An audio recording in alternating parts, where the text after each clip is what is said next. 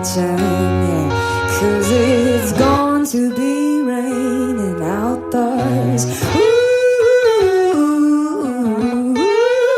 the woman I love, yeah, I stole her from my best friend. Some joker got her lucky, yeah, stole her back again, yeah. You better come on in my kitchen, hey, 'cause it's going to be raining outdoors. Ooh, the woman I love, yeah, I stole her from my best friend. That joker got her lucky, yeah, and stole her back again. Hey, you better come on in my kitchen, 'cause it's going to be raining outdoors. Ooh, oh,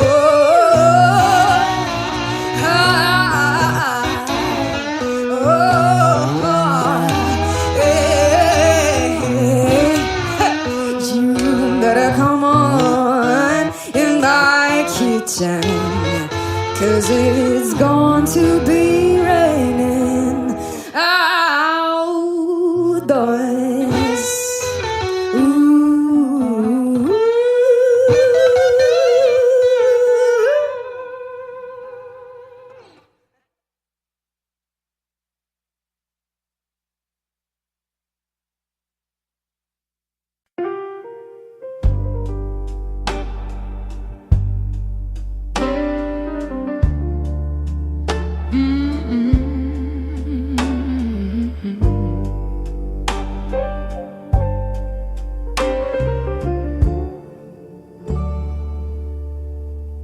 Bars closing, lights burn low, your shadow's gone, but I still know your whiskey glass still warms my hand, like you never left this lonely stand.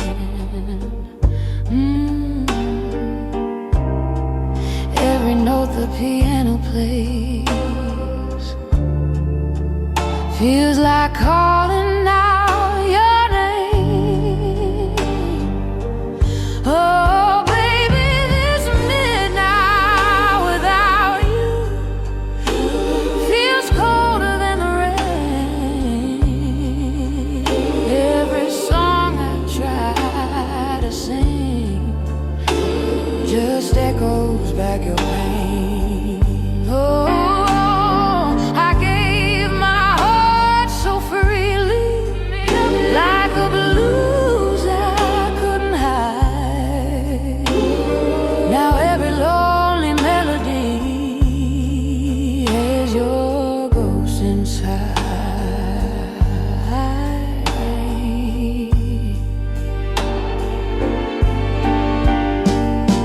The jukebox hums a broken tune, just like my heart beneath the moon. Your memory walks these floors tonight, in every dim and fading light. Baby, this midnight without you feels colder than the rain. Every song I try to sing just echoes back your pain. Oh, I gave my heart so freely, like a blues I couldn't hide. Now every lonely melody has your ghost inside.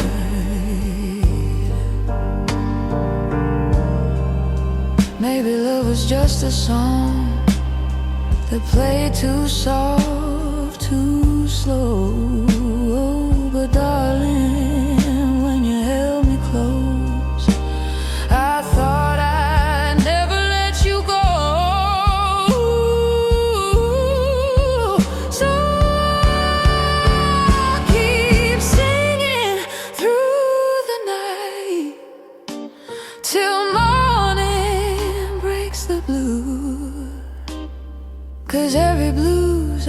sing will still belong to you.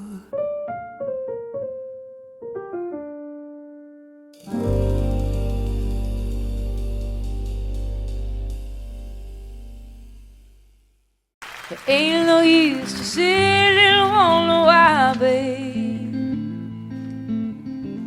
if you don't know by now.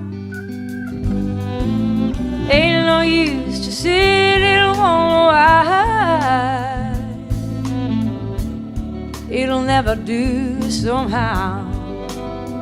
Oh, when your rooster crows at the break of dawn, look out your window and oh, I'll be gone. Oh, and you're the reason I'm traveling on. Don't think twice, it's alright. Ain't no use in turning on your light, babe. The light I never know. Oh, now it ain't no use in turning on your light. I'm on the dark side of the road. Oh, now I'm thinking and wondering, walking down the road. Oh, I once loved a man, a child, I am told. Oh, I gave him my heart, but it wanted my soul. Now don't think twice, it's alright. Ain't no use in calling out my name, boy, like you never done before.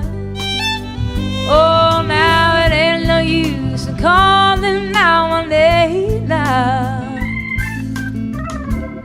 I can't hear anymore. Oh, I wish there was something you might do or say. Oh, to try and make me change my mind and stay. Oh, but we never did too much talking anyway. Now don't think twice, it's alright.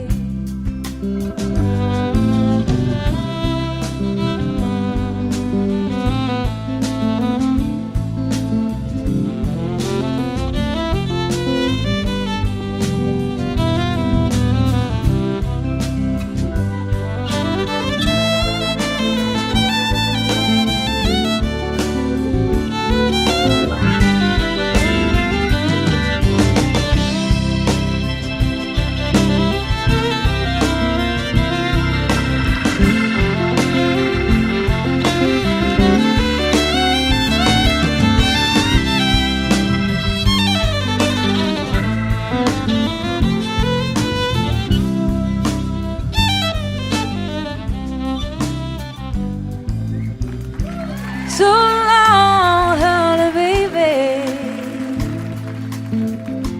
Where I'm bound, I can't tell. Oh, my goodbye's too good a word now. So I'll just say farewell. And I ain't saying that you treated me unkind. Oh, you could have done better below. I should have known mine. Oh, you just kind of wasted all my precious time. But don't think twice, it's alright. Oh, you just kind of wasted all my precious time. Don't think twice, it's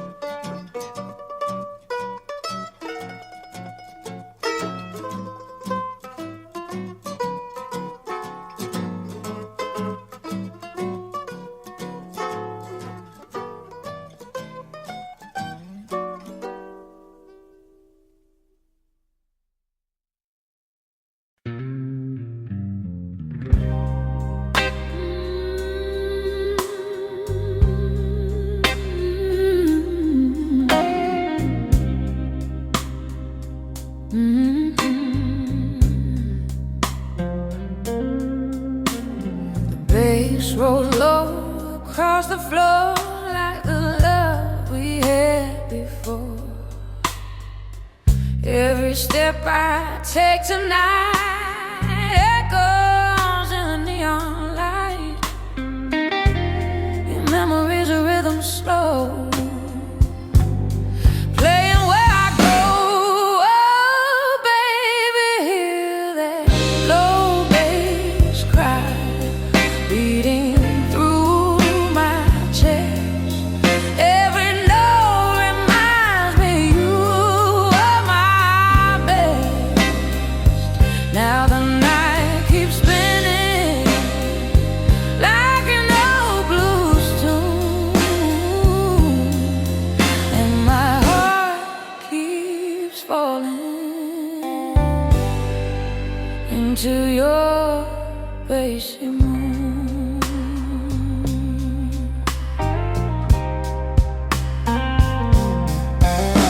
The guitar sings a broken line like your lips against mine. Every chord the piano plays pulls me back to yesterday.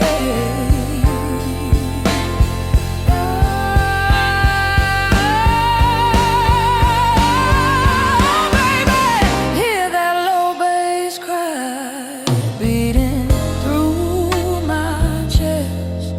Every note reminds me you are my best. Now the night keeps spinning like an old blues tune, and my heart keeps falling into your basic moon.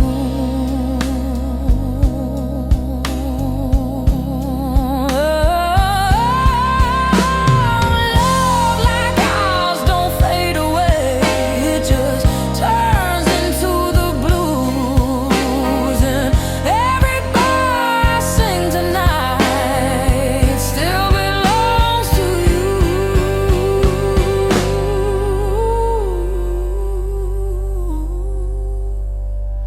So let that bass keep rolling slow through the midnight air, 'cause every lonely blues I sing still finds you there.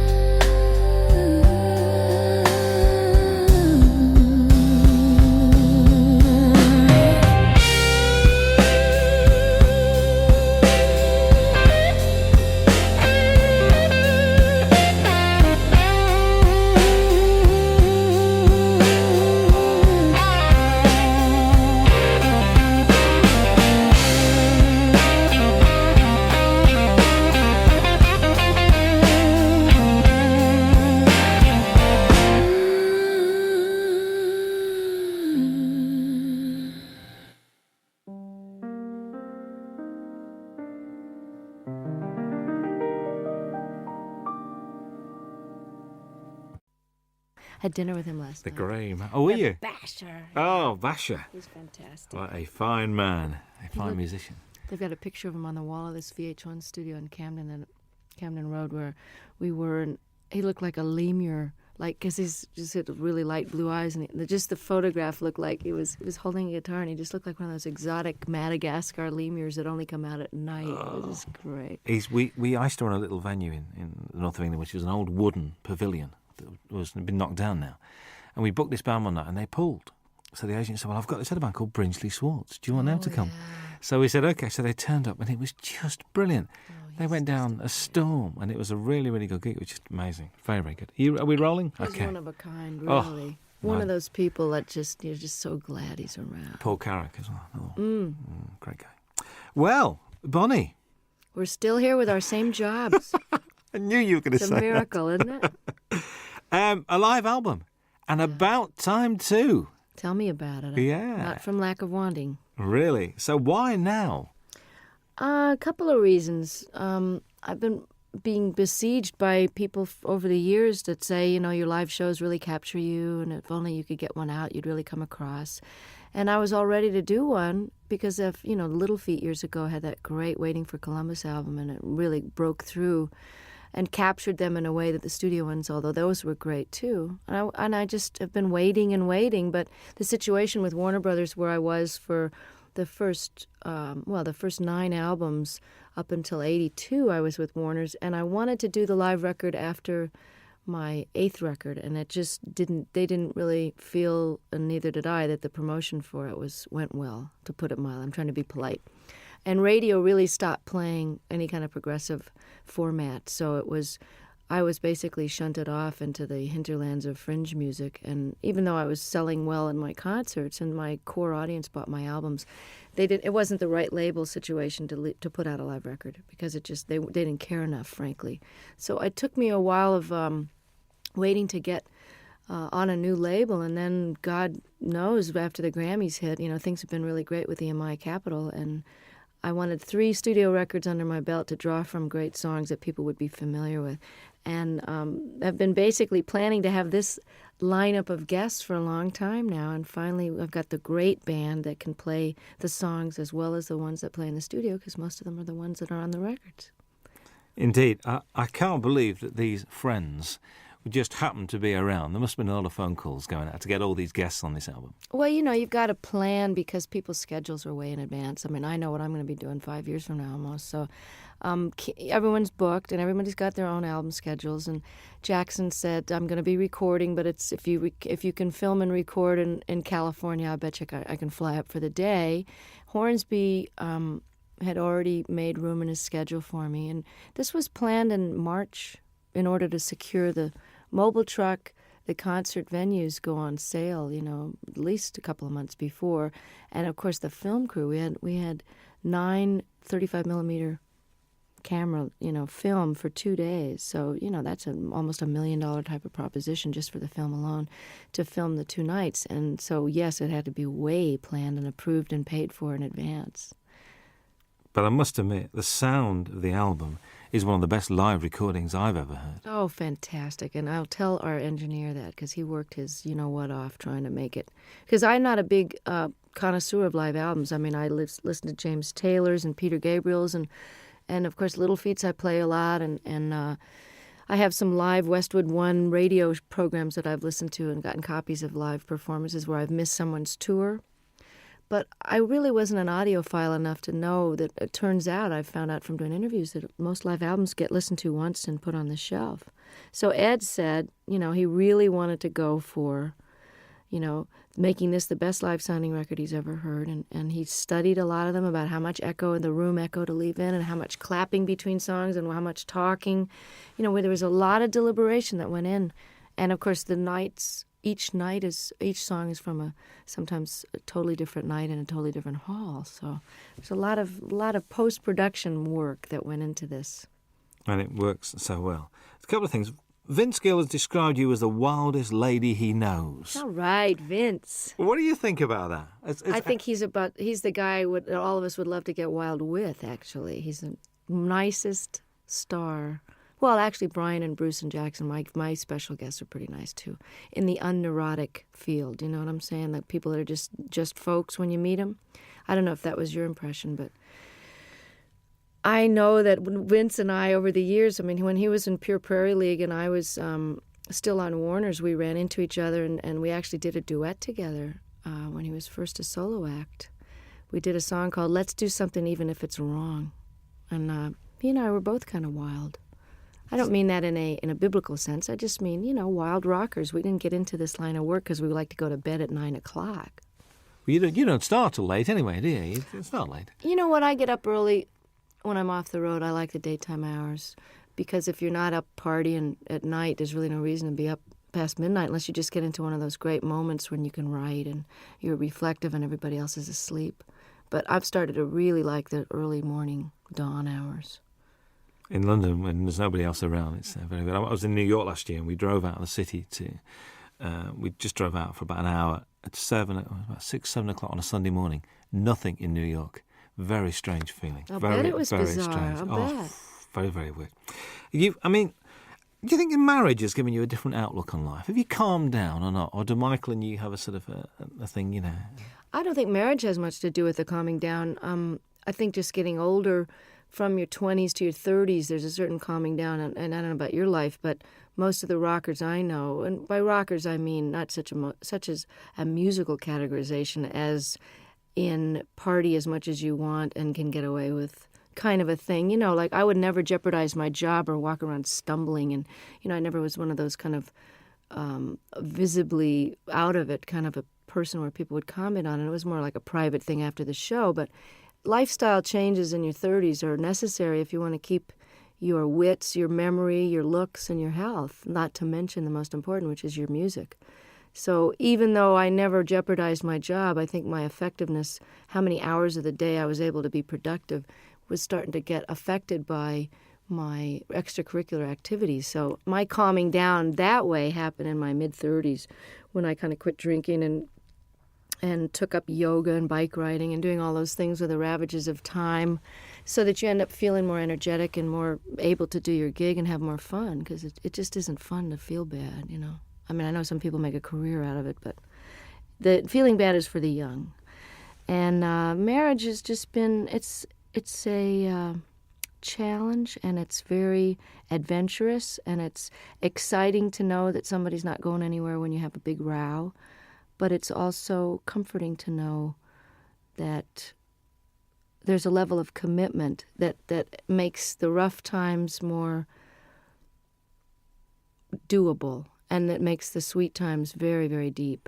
And, you know, the learning about each other and learning about yourself. Stuff comes up in marriage that didn't come up when you're living together with other, you know, I didn't live with Michael until we got married. And you repeat patterns in your parents' marriage, whether you wanted to or not. And I found that to be a very big surprise, because it didn't happen before until you get married. I think you hear those words coming out of your mouth and you go, there she is. There's that mom thing again. Bruce Hornsby appears on two very different songs on this album. Very much Think Called Love and I Can't Make You Love Me. I mean, he's not only a great musician, but a really nice guy. And these two songs not only show the diversity of your talents, but also his as well. Was that why you asked him to play on those two songs? You know, it was one of those things where on the tour we did together last year, we did a 4-month double bill of the Outdoor Sheds when my new album was out, and it's quite obvious that I just think the world of him. I mean, and he made such a difference on I Can't Make You Love Me, and then he invited me to play on and sing on his last record before this current one. Then we did the tour together, and as an encore, he came out and played the accordion, and he's a great practical joker, so it was a way to keep him off the monitor man's back, where he would probably have given me nothing but hi-hat and the monitors and messed with my sound on stage. So I kept him out of trouble by having him on stage, and, you know, he's my favorite singer and writer, I think. It's just, you know, Prine and Jackson Browne and him, that's it, and Paul Brady. I Can't Make You Love Me, I can't even imagine recording live without him on it. So he was very gracious, and I just got to participate in his PBS special and got to play with Pat Metheny, the three of us on stage alone, singing The Tide Will Rise. And it was just absolutely a highlight of, you know, my respect for those men is just unbounded. And his musicianship is far surpassing anybody in the pop world that I know. You know, he's really as nice a person as he is a genius, too. Whenever I bump into him, it's like, you know, and it's like he sits down and he talks to you and he takes time. Mm-hmm. It's never, so I've got to rush now. He's just one of those guys. And I thought his current album was very, very good. I do, too. I mean, he's really a jewel, you know, and such a normal guy, just like Don was. And like, it's interesting because I've gotten to know Brian the last few days more because we've been hanging out at the Top of the Pops. And he also is totally without any kind of ego attitude. And, you know, he's not neurotic and paranoid or any of those stuck-up things that people get when they get to be a big shot. And I'm so lucky to have these guys as models because they've been famous longer than me. You know, Hornsby came out of the box with big hits, and he's just nonplussed, totally regular guy. That's why you get on so well, because you're the same. You've got the same attitude, and that's why, and it shows. I reckon this record's great to listen to when driving. I mean, I've been driving around listening to this. I think it's brilliant. God, I'm so glad. It's so new that I haven't had reviews yet. So this is it. Give it to a friend. So go and drive around, listen to that, and it's great. A song on it, Shake a Little. New song to you. New song by the guy Michael Ruff, who wrote "Cry on My Shoulder" on Nick of Time, and I listened to so many tapes of things where people have a cover letter that says, "This is so perfect for you. We've had you in mind," and then it's just dreck. So I appreciate the thought, but, I don't know whether to throw a bucket of water on them the next time I see them or just never answer their phone call. And then there's these jewels like Michael Ruff, who's a brilliant artist on his own and has never gotten the attention he deserves. And I think he's actually got quite a good career in Sweden going on for some reason. But he had 2 great records on Warner Brothers years ago, and the women are all mad for him because he's absolutely gorgeous. But what an unbelievable tune. I'm glad you mentioned it because I love it.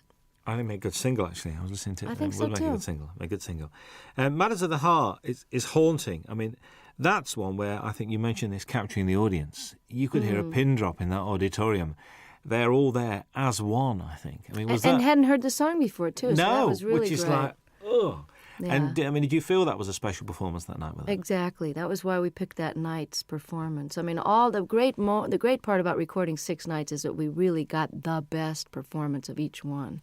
It was hard to choose sometimes, but there was always one that had that pathos and a unity of, whether it was a spontaneity or just not thinking about it. Everybody forgot about the tape, and the audience, for whatever, it's almost like a great meal or making love. There's just that one evening where it's that you're doing the same thing with your lover that you've always done, but it's just fitting and feeling perfect. And that this track has got a soulfulness to it, a kind of a Ray Charles thing that, Michael McDonald is an incredible writer and singer. So the fact that to wrap myself around one of his songs like this is, you're as good as your material, and like I Can't Make You Love Me, this is one of those classic songs. I think what's nice about this record as well is it's not Bonnie Raitt's greatest hits live, which I'm so pleased about. It's a real, it's almost it's a comment and it's a reflection. Was that purposeful, the way you selected the songs? Yeah, and I'm glad to hear you say that. This is terrific that it's coming across, even in its shortened 1-disc version of the 2-hour concert. I mean, we were actually surprised, Don and I, when we had to narrow this down, that this played as well, and we almost like this order better than the ones with the extra 4 songs on it. I had no intention of doing a greatest hits, because why would somebody want to buy it? Well, I suppose they would want to have all those so-called hits on one record, but why not try letting the songs go out the way they've evolved over the last few years? I mean, Love Me Like a Man, I recorded in 1972, and the guitar solo is never going to be the same twice. And certainly Have a Heart and Love Letter and different songs from Nick of Time, all of these songs have taken on their own character depending on the tour that we play them. Each tour, everything gets a little shifted by the band members, because just to keep it interesting, but also they just grow. Tempos are changed, Have a Heart has a kind of a South African guitar part on it, and that's partly because I've got one of the greatest guitarists as a foil now, George Marinelli, who used to play with Bruce Hornsby. So I wanted to add something different to the older songs and give people, we got 6 new songs, so it's a little bit of everything. I think so. Charles and Ruth, I'm pleased they're on there. I get the impression the way you work together, there's a real mutual respect amongst the 3 of you guys. Oh, total. I mean, of all the people that are on a stage at once, everybody has admiration so deep that, I hope it comes through, and I'm glad to hear you say that it can be felt, because Ruth Brown single-handedly was such an influence on Etta James and Aretha Franklin and all the people that I grew up listening to when I was old enough to read about their influences. They were the ones that mentioned Ruth, because I, of course, was only, 1 year old when her first record came out. But she's built Atlantic Records with her singles in the late 40s and 50s, as did Charles Brown, who's no relation, by the way. He's from a totally different part of the country. But he also was seminal in starting the whole West Coast blues sound, the transition between the post-war jazz era, and he took his Texas very funky roots. He also was classically trained, and he melded them into the style of jazz where the Art Tatum flavor and the beautiful classical music, to where Nat King Cole became famous based on the music that Charles Brown was doing. And, of course, Ray Charles is a direct descendant, although he doesn't credit Charles, and has never turned around and really helped him, nor have Chuck Berry and some of the other people that really grew up idolizing him. And I always felt it was strange that the great rhythm and blues artists and the white artists of today, who owe such an incredible debt to these pioneers, would not only not put them on the show, or at least throw some money towards the organization out of which they can get some health insurance, since they didn't get any royalties. Because this is the biggest criminal revelation I found out in the last 6 years, is that nobody before 1970 did get royalty participation. And we've just now gotten to the fourth large company to only now, 6 years after the organization was founded, to agree to pay a 10% royalty starting today, for example, as opposed to 30 or 40 years of lost royalties and 10 years of CD sales with no money coming, no health insurance. You know, every other industry has health insurance and takes care of their own, except ours. So this is a call out to the other artists that are listening and fans to make sure you support the reissues that are paying royalties, and don't buy the bootlegs, and don't sell the records direct. You know, send the money directly to the artist, believe me, before you rip them off for the third time. Absolutely. That's the Rhythm and Blues Foundation as well we're talking about. Yeah. Good to see blues on this. A fine tribute to Mississippi Fred McDowell. And I remember one night in the middle of winter going to Lancaster University, which is like in the middle of nowhere, because a friend of mine rang me up and said, "We've got to go and see this guy playing." I said, "What's it?" He said, "Mississippi Fred McDowell." I said, "Okay, we'll go." Went along, there was 8 people there. But the guy putting it on loved him, and it was obvious. The guy running the gig said, "Look, I spent my money on this, and just come and enjoy yourself." Isn't that the greatest? Because Fred, I'm telling you, was the most exuberant blues man. You know, they always say, oh, they're so full of pain and grief. I mean, Fred loved to play more than anybody I ever saw, and they're just re-releasing I Do Not Play No Rock and Roll, one of the greatest double albums, and I think it was recorded here in London. I'm not sure if that was the one, or maybe there was just that in concert where he's wearing this Mexican poncho over a bright yellow sharkskin suit with a bolo, string tie, just unbelievable getup, and loved the girls used to just flock around him, these little white American and English girls just bat their eyes at him, and he loved it so much. Just like John Lee Hooker is just rolling around enjoying his success now, Fred was like that, and one of the greatest Delta bluesmen that ever lived. I mean, you say on there, you think these songs get better with age. Do you think your work gets better with age? I sure hope so. I mean, don't you think you're better at your job now? You got more seasoning and humor and perspective and knowledge. I mean, I always think people, as they get older, if they're lucky enough to keep their wits about them and don't get too cranky and discouraged, that people's wisdom and opinion at 70, 80, 90 years old they're like gems, If you're smarter now at 45 than I was at 25, why won't I be even smarter at 65? So I hope that my music is richer and deeper and more accomplished. And I never saw B.B. King or John Reid or Pablo Casals or Segovia get any less with age. They just got more. Absolutely.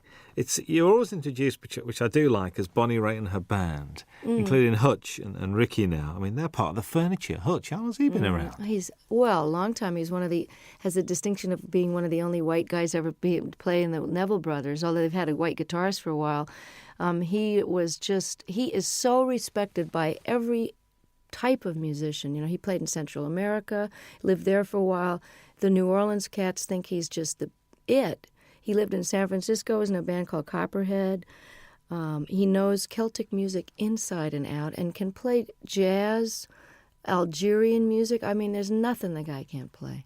And if you ask him a question, he can give you every detail of every side musician. So he's like a walking encyclopedia. These are sort of nice guys to have around, I think, to contribute to what you're doing. Oh, I'm so lucky to. And this is the best benefit of success, is that while Hutch has been with me for over 10 years, at whatever salary level I was at, he was with me during the rough years in the 80s too, rough meaning couldn't pay very much. Ricky, who has been a successful producer living in Australia, doing film scores and, just co-produced the Boz Scaggs album and For those of you, Ricky Fattar from South Africa, he was in a young band called The Flame that was quite famous and was in the Beach Boys for a while. I'm able to afford musicians of the level that I've got now, and that is probably that and raising really great amounts of attention and money for political causes that really need the bucks. Those are the two most incredible aspects of my success that have made the biggest difference, that and good catering, backstage, to actually eat food that hasn't been sitting there for 4 hours. But to be able to play with Ricky and Hutch and have them leave home and come and play with me is just, it's like a dream come true to every night have these guys. And that's why this record was done now. That's why I say in the liner notes, this was the time and you are the reason. Absolutely.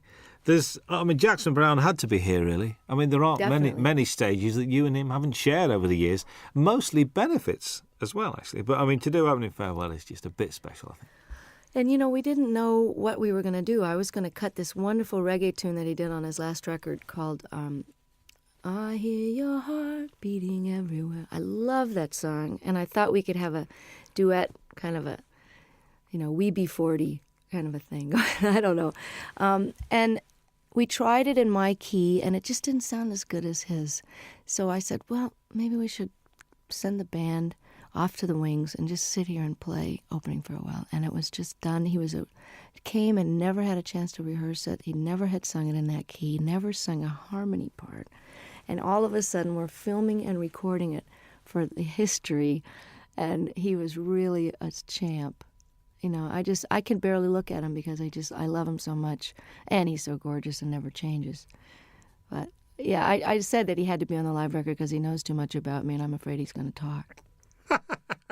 He knows where the body's buried. Well, I know where his skeletons are buried too. There's an argument that drink and drugs have added to some of the finest music and literature, and also that all the great artists have got to be a shade crazy.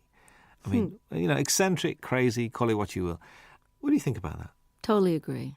It's true that some of the greatest works of literature that are currently recognized and studied by even the religious right as great works of art.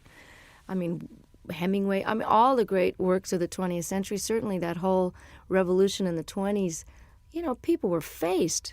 I don't know what the expression is over here, but pissed or whatever. There are a lot of that whining and writing about your mother and tortured. A lot of that stuff, when you know about addiction, you know where that mentality is coming from.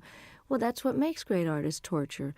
And artists torture themselves. And the myth is that you can't be, quote, funky or as deep or as soulful or as funny if you're not sort of loaded or hungover, is blown by the fact that John Hyatt and Stevie Ray Vaughan and some of the greatest artists of our time are still kicking, sober. So, and I'm here to tell you from that song that's on this record, and I don't know if it made this cut. Did Feeling of Falling get? I think that's the one we did leave on.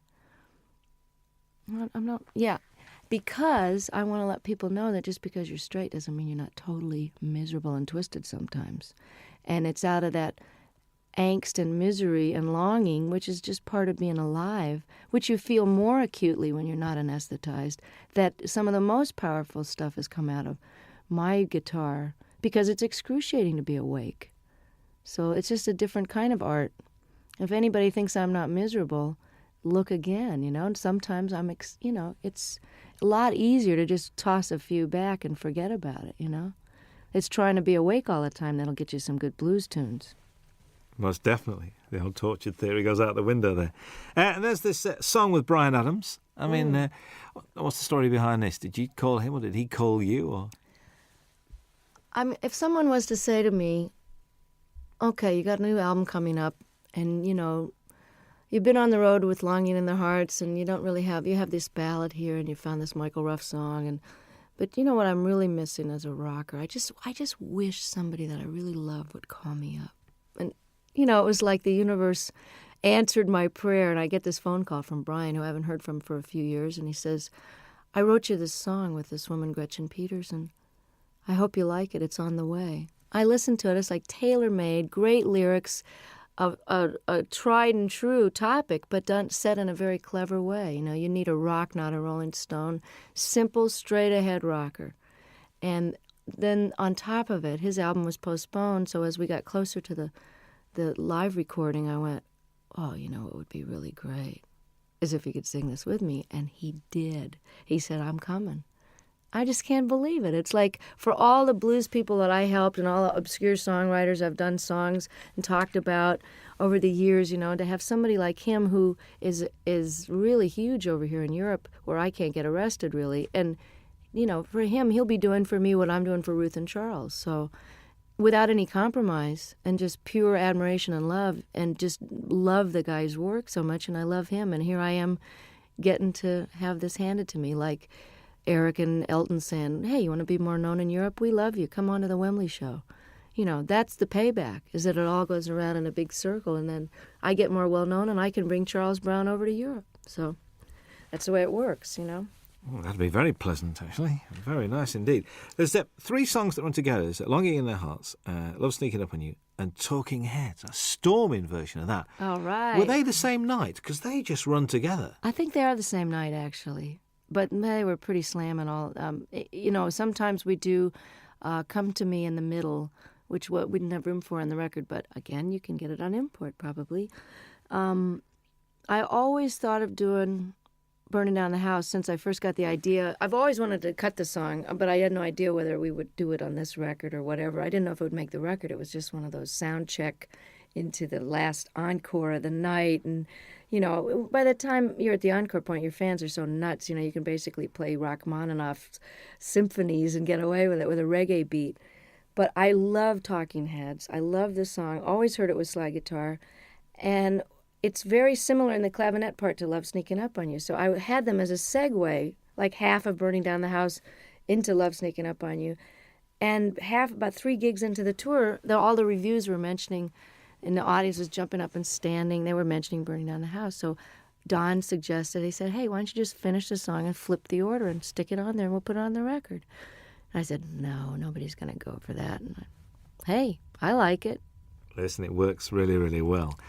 Kim Wilson guests on the album as well. I mean, the Fabulous Thunderbirds are one of the best-kept secrets in Europe, like yourself. Well, that's why I plan to change it. I mean, I'm really glad that by doing a record with Delbert on Luck of the Draw, that 5 million people have that album and now know who Delbert McClinton are, as if anybody's been asleep in a closet and doesn't know.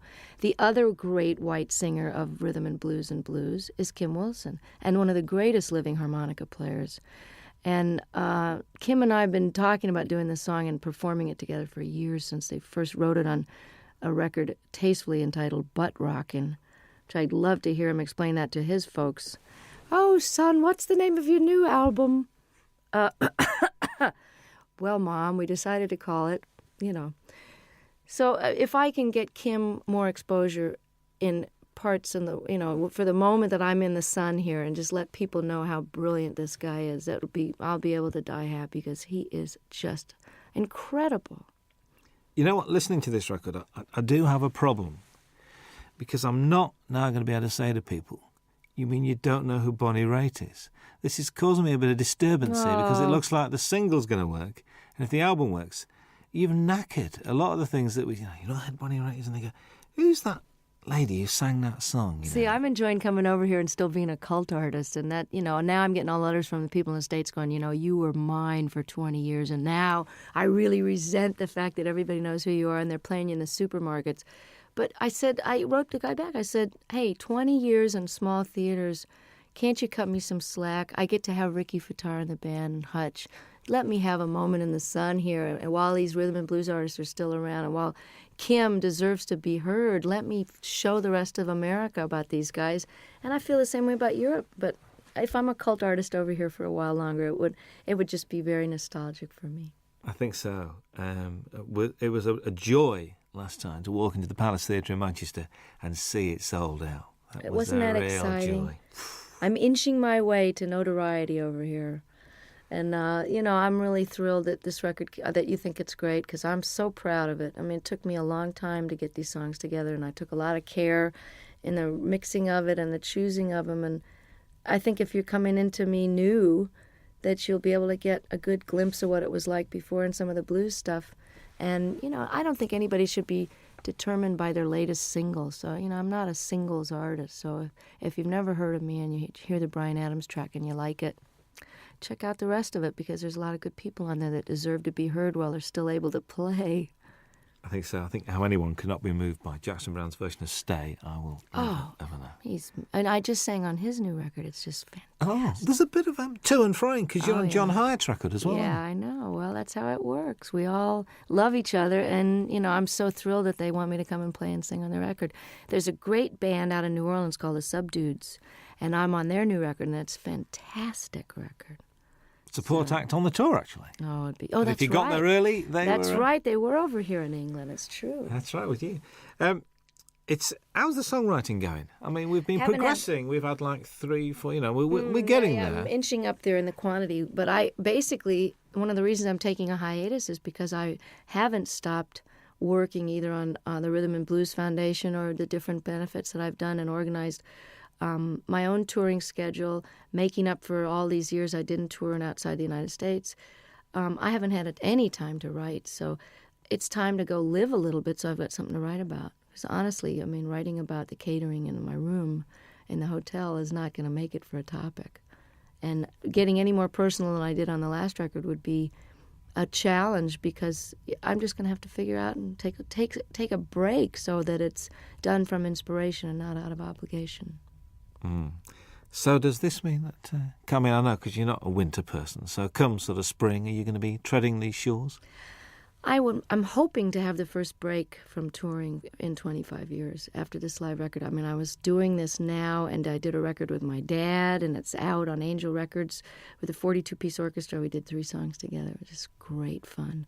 And I feel like I've done my bit with Charles and Ruth and Kim and done my major opus here, and it's time to take some time for me, because if you don't fill up and take some time off, there really isn't anything else to say. And I honestly don't think I'm going to be touring this next year unless for some ungodly reason, or perhaps truly godly reason, this record with Bryan and this record takes off in Europe, and then I'll be a brand new artist and come over and show people where it's really at. A brand new artist again? Yeah. Again. Well, you know, I'm an overnight success, Robin, you know that. There's a description that I read, I'd like your comments on, really. After years of singing about broken hearts, faithless lovers and no good men, Bonnie Raitt entered the 90s at the peak of her already lengthy and impressive career. Has the 90s been good to you, do you think?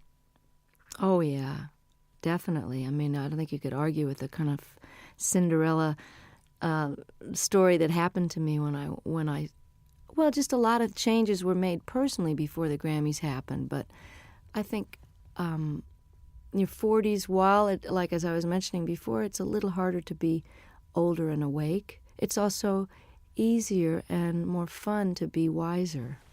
You know, does that make sense? It's easier because I know how to do things better, and I know how to handle stuff. I can handle my success. I can handle disappointments. I don't mind getting angry. I know that it's not going to last for 5 days. I'm just getting angry. So the process of growing up is happening now as it is for a lot of rockers, because it's just sort of a postponed adolescence sometimes until your 30s and 40s, and then that's when people settle down. So I've had a really great last 5 years, and I'm looking forward to another 25 and another couple of live records in the middle of those. Absolutely. Bonnie Raitt, thank you very much indeed. Nice to be back. Hi, this is Bonnie Raitt. Very happy to be with Robin Ross on your radio.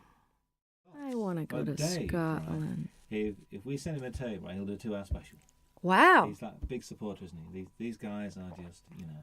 Thank you, Dave. Thank you for the homeland, for the young girl who's found her way back to your shores any minute now. I'm threatening to show up for Hogmanay again. Again? Oh, well, tell people God. this time, will you? See, I'm the only one that remembered what happened those 3 days. The entire country was out of their minds. But the studio was. I'm coming back with a video camera because nobody in America believed it. You know, well, they had some sort of sponsorship. They had little bottles of booze on the table, and there was like 65-year-old people just totally clapping and yahooing it up, which is a little glimpse of what like a Crosby, Stills and Nash audience is going to be like in 20 years. You know, will be a bunch of old geezers singing, you know, just a song before you go. But they'll still be all applauding. And Sheena will be singing Morning Train, and me and Brady will be out there on walkers singing Thing Called Love. Yeah, I found another Brady Buncher. Curtis Stigers is a Brady Buncher. Yes, he is. Curtis Stigers is a Brady Buncher. I found somebody else as well. You know, guess who cut Paradise Is Here? Cher. Heard it from Brady's lips today. I'm not kidding. That'd be great. Let's find it right now. Really? So that must be this new album because she's done the Mark Cohn Walking in Memphis. That's a single. So it'll be on the same album. Well, it's good. I'm glad that she's going to get them some wider attention, you know? Brady's record was great, wasn't it? Mr. Cummings won't know what's hitting. He won't know what to do. I know. He's great. I ring him up. I really wanted to do that song too, but Tina had already done it. I think that Cher track's coming out for Christmas as a Christmas single. Paradise Is Here? Well, that's good. I'm glad. I mean, I don't know who produced her, but I hope it's great. My engineer's producing Anne Murray's new record, which should be great. All right. Yeah, she's terrific. When I called you up. Remember when she did that? She wouldn't do an acoustic, would she? She should have done. She wouldn't do an acoustic for us. She's doing one now. Hello. I'll come in here and do one. Yeah, we had John Hyatt. John Hyatt did 2 songs. Did he? Yeah, John did 2 songs. Finn did 2 songs, did they not? Which is Neil and Tim Finn. They just told me to come and talk. They did Weather With You, and they did... Nobody asked me. We'll ask you. Anywhere, anytime. You know, know. You could play the national anthem and we'd listen to. You know that. I'd play your national anthem. It'd be interesting. Yeah. It'd be good. Really good. So you're going to Scotland on this break? You're gonna try I want to. I was threatening to go to Ireland or Scotland over the weekend, but I'd like to come back when the days are longer, because it's too hard to come over here and have it get dark at 4. Yeah. Not unless you. Especially over that way. You know what I mean? If your nighttime hours can be more productive, but I want to be able to see stuff. You know. Yeah. You were going to go around Ireland last time I spoke to you. You were going to visit Ireland. I did it once a long time ago, and I want to do it again. I may do it over the weekend. Just get down the country and see part of it. Well, I did get a whole week in you? there. I did get a week in Scotland, a week in Ireland back in 91, right after the Grammys. Randy Newman's on Jules Holland on Tuesday night. You should get him in here. I'd love to. With Warner's, you see, Warner's a bit strange. So my best man when I got married is head of promotion at Warner's, and he won't let me do any interviews. He said, I leave it to the regional people. I said, but we're getting like 50 stations. Great. I know. I mean, Faust is a great record. Lovely man. When's Bonnie Raitt Call on Peter later? Asher and tell him I told him that he should do it. Tell him who you talked to. Tell him all the people you talked to and how many stations we're going to start to, just call him we directly. Got you on, did we get 50 last time? Peter and Gordon. Tell him you're a Peter Gordon fan and call Peter Asher. Remember Peter and Gordon? I actually That's went Peter to see Asher. Peter. He's Randy's he used to manager. manage 10,000 Maniacs as well, didn't he? Yeah. He manages Little Feat. And now he's head of Sony, I think. That's right, I forgot. He got a new job. My former manager is head of Atlantic, then head of Warner's, now he's head of Mercury. Moving around. We're gonna fire you. Here's $30 million. Get out of here. Oh God. Now you can pay the musician. Here's another label. Could you sign that for me, please? Are you kidding? Thank you. I've got a shiny one because you haven't got shiny pens, have you? Can I have that on tape, please? And you haven't got Robin Ross has a shiny one. Thank you. Would you sign it for me?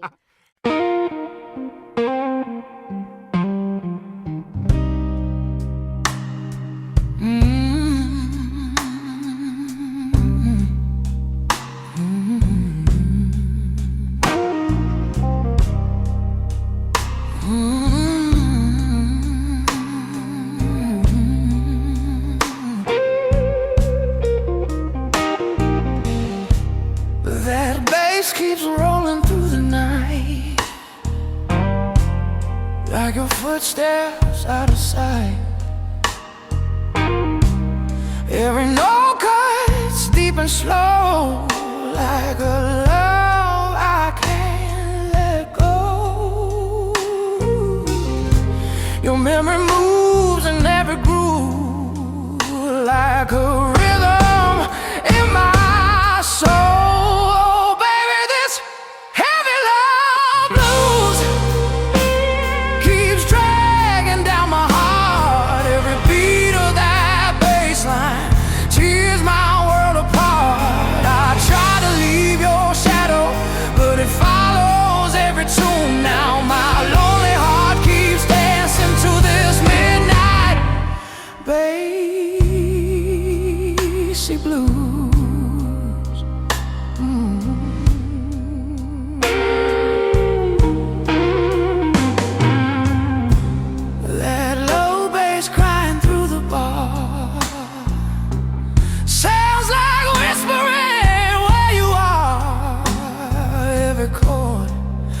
guitar bends.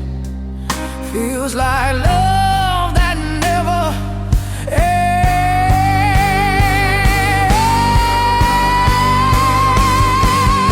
Oh baby, this heavy love blues keeps dragging down my heart. Every beat of that bass line tears my world apart. I try to leave your shadow, but it follows every tune. Now my lonely heart keeps dancing to this midnight bassy blues. Maybe love's a low, slow rhythm you can't ever outrun. Once it gets inside your heartbeat, girl, the blues have just begun.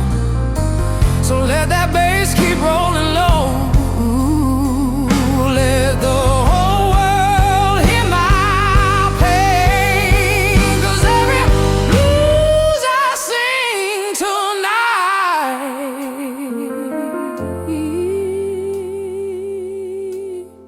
still whispers your name.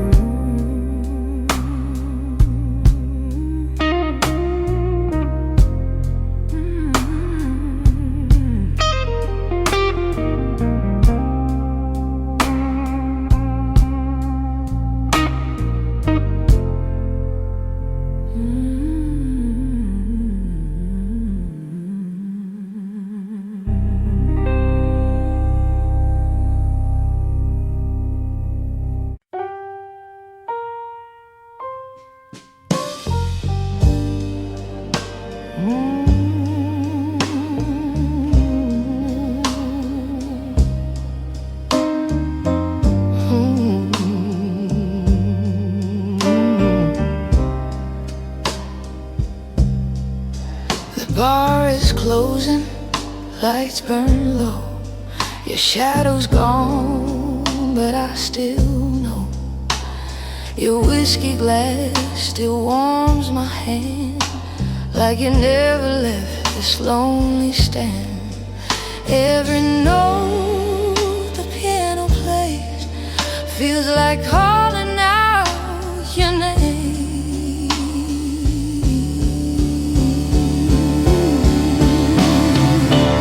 Oh baby, this midnight without you feels colder than the rain. Every song I try to sing just echoes back your pain. I gave my heart so freely, like a blues I couldn't hide. Now every lonely melody has your ghost inside.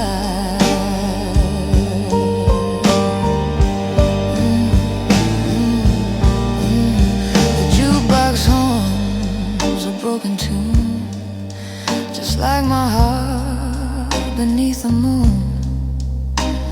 Your memory walks these floors tonight, in every dim and fading light. Oh baby, this midnight without you feels colder than the rain. Every song I try to sing just echoes back your pain. I gave my heart so freely, like a blues I couldn't hide. Now every lonely melody has your ghost inside.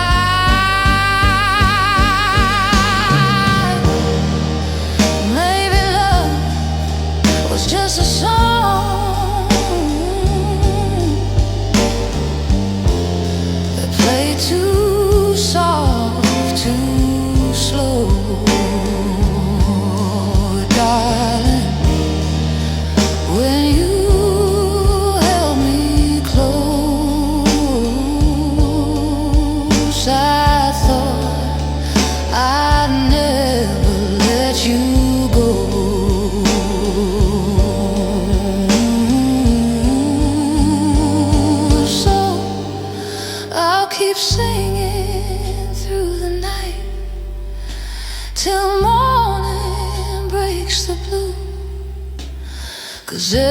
blues I'll ever sing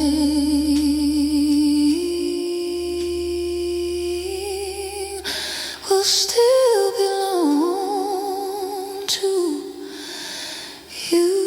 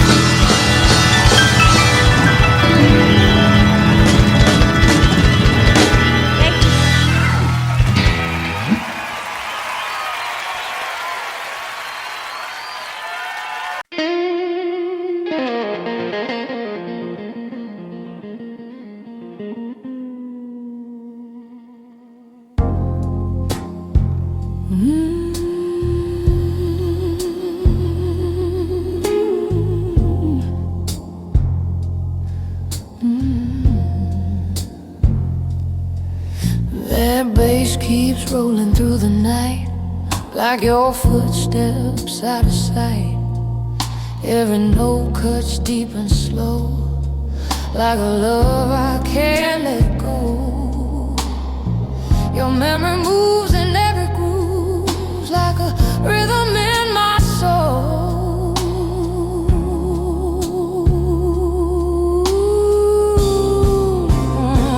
Oh baby, this heavy love blue keeps dragging down my heart. Every beat of that bass line tears my world apart.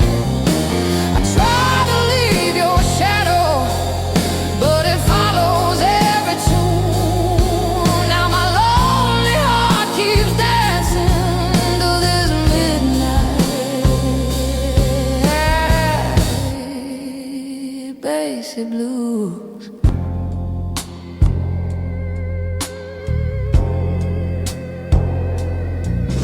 That low bass crying through the bar sounds like whispering where you are.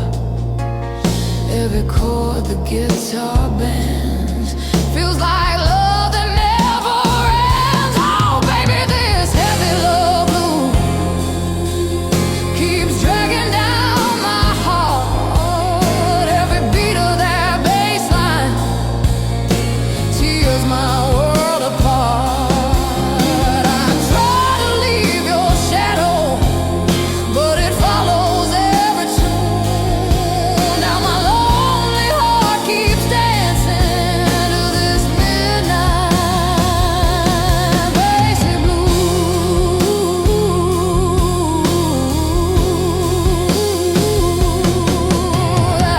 Baby, love's a low, slow rhythm you can't ever outrun.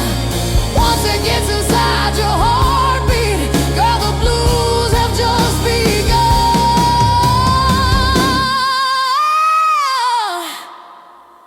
So let that bass keep rolling low. Let the whole world hear my pain. 'Cause every blues I sing tonight still whispers your name.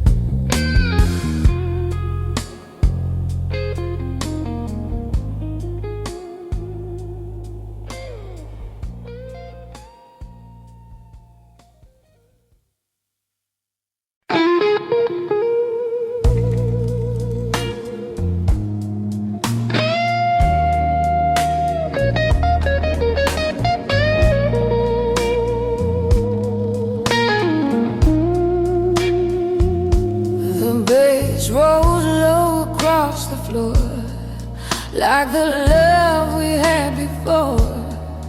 Every step I take tonight echoes in the neon light. Your memories, a rhythm slow, playing where I go. Oh baby, hear that low bass cry beating through my chest. Every note reminds me you were my best. Now the night keeps spinning like an old blues tune, and my heart keeps falling into your bassy moon.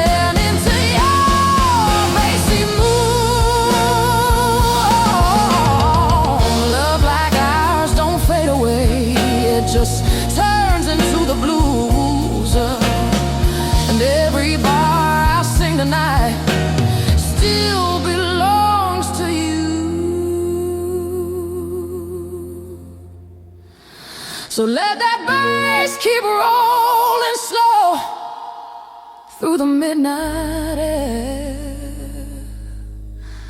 'cause every lonely blues I sing still finds you there.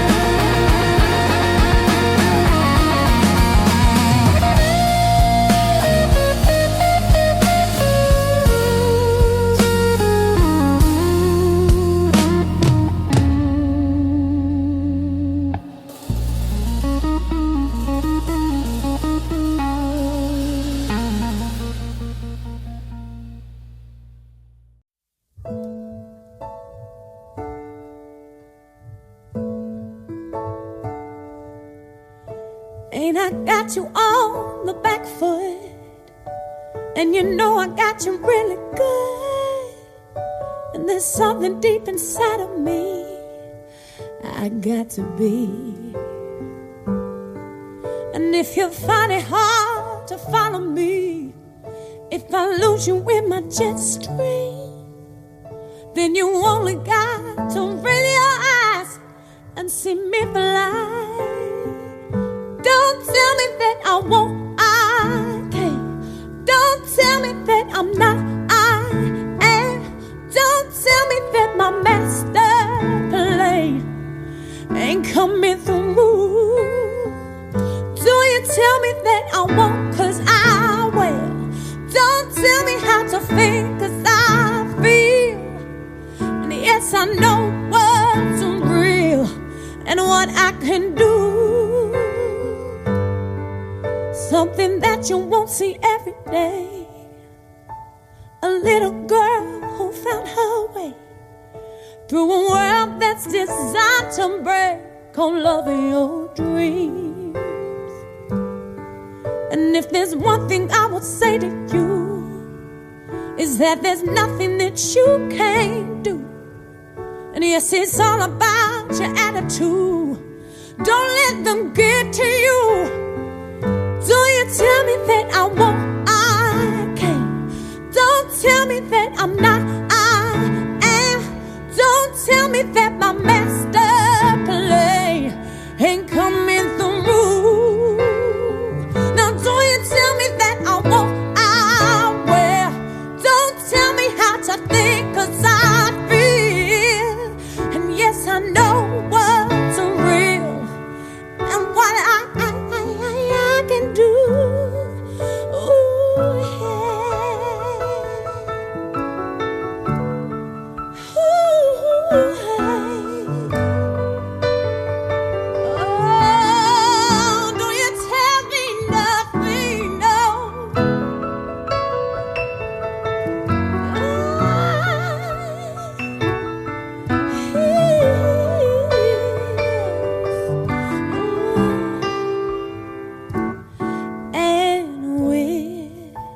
Singing in our own voice, we can make that choice to be free. Yes, we're singing in our own voice. We can make that choice to be free now, to be free now. Don't tell me that I won't, 'cause I can't. That I'm not, 'cause I am. That my master plan ain't coming on through. It's coming on through. Do you tell me that I won't, 'cause I will. Do you tell me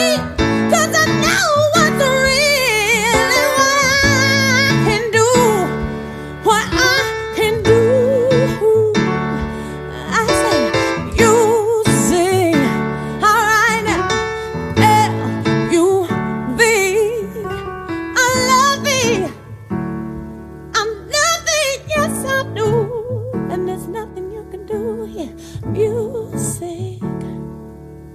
Ooh, L-U-V. I love it, I love it, I do. So don't you tell me nothing. Ooh, okay.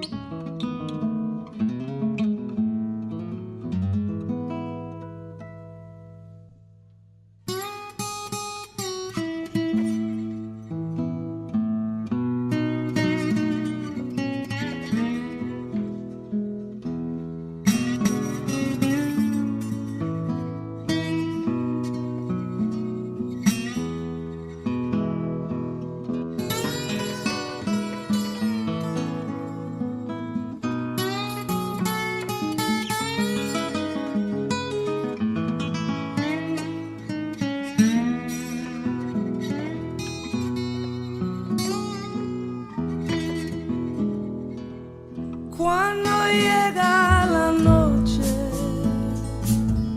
yo recuerdo tu cara y en las olas del mar siento tu voz y en la luz de esta luna es tu piel que me roza. Y esta brisa azul trae tu corazón más cerca de mí.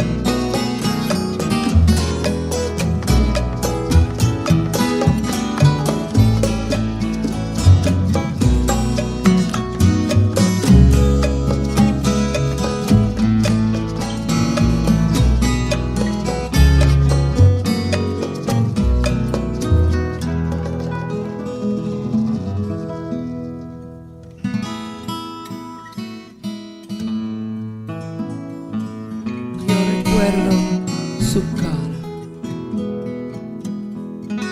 y en las olas del mar yo siento tu voz y la luz de esta